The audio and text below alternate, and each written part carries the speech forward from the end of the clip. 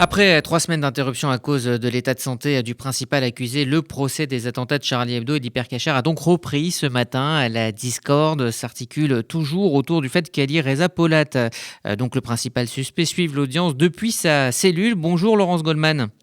Bonjour Rudy Saada. Qu'en est-il finalement? Alors, l'audience a donc repris ce matin comme prévu à 9h30. C'était une audience très dense, entièrement consacrée à l'examen du contentieux juridique qui occupe les esprits depuis maintenant mercredi dernier. Avec cette ordonnance prise en Conseil des ministres, le texte autorise les accusés qui comparaissent devant une cour pénale à assister à leur procès en visioconférence si leur état de santé ne leur permet pas d'être présents physiquement. Et c'est précisément le cas du principal accusé, Ali Reza Polat, malade depuis 3 semaines et absent encore ce matin de la salle d'audience.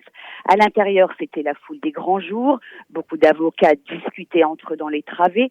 De nombreux parties civiles et des dizaines de journalistes étaient présentes pour cette audience qui dépasse désormais le cadre de ce procès et soulève des problèmes juridiques de fond. Le président Régis Dejorna a ouvert la séance et livré les résultats des examens médicaux ordonnés sur la personne de Polat ce week-end. Il n'est plus désormais positif au Covid-19, mais il souffre toujours de problèmes gastriques. Il ne peut donc pas, selon l'expert, assister physiquement à son procès, mais son état pourrait s'améliorer d'ici 4 à 5 jours, soit à la fin de la semaine. Alors, quelles sont les positions de la défense et les positions également des parties civiles? Oui, alors le président a accordé la parole aux avocats des deux parties, puis au parquet dans le cadre de ce débat contradictoire. Ce week-end, 2 tribunes ont été publiées qui s'opposaient à la poursuite du procès en vertu de cette ordonnance. Un recours devant le Conseil d'État a été déposé par les avocats de la défense. Il doit être examiné demain après-midi. La décision d'annuler ou non cette ordonnance pourrait être connue dans les 48 heures. À la barre à présent, si Maître Coutempère, l'avocat d'Ali Reza Polat, a parlé d'un coup d'État factieux à propos de ce texte gouvernemental, les autres avocats de la défense et des parties civiles étaient sur la même ligne. Attendons des nouvelles de l'état de santé du principal accusé, attendons la décision du Conseil d'État et demandons une nouvelle suspension d'1 semaine. Maître Laurent Seichmann, qui représente la famille de Michel Saada, l'une des victimes de l'Hyper Cacher, a pris la parole.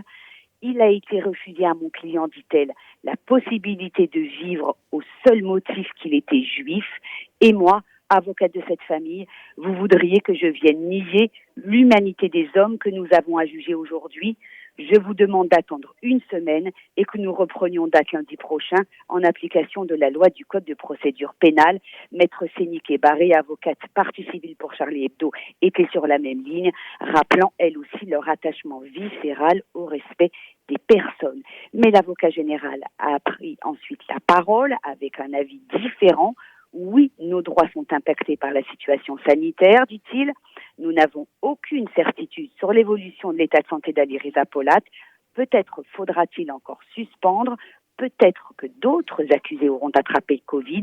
On fait quoi, a demandé l'avocat général. On prend ce risque. L'avocat général qui a donc demandé que l'audience reprenne conformément aux dispositions de l'ordonnance gouvernementale. Enfin, le dernier mot est revenu à la défense. Maître Saint-Palais, qui préside l'association des avocats pénalistes, réaffirme haut et fort, avec toute la verve qui est la sienne, son opposition au recours à la visioconférence. Il a demandé lui aussi une suspension des débats jusqu'à lundi prochain, mais l'une de ses consoeurs a ensuite pris la parole et indiqué clairement, et ce n'avait pas encore été dit ce matin, la défense s'en ira si la visioconférence devait être utilisée. L'audience est à présent suspendue. La décision de la Cour sera rendue cet après-midi à 14h30 au Palais de justice de Paris. Laurence Goldman pour RCJ.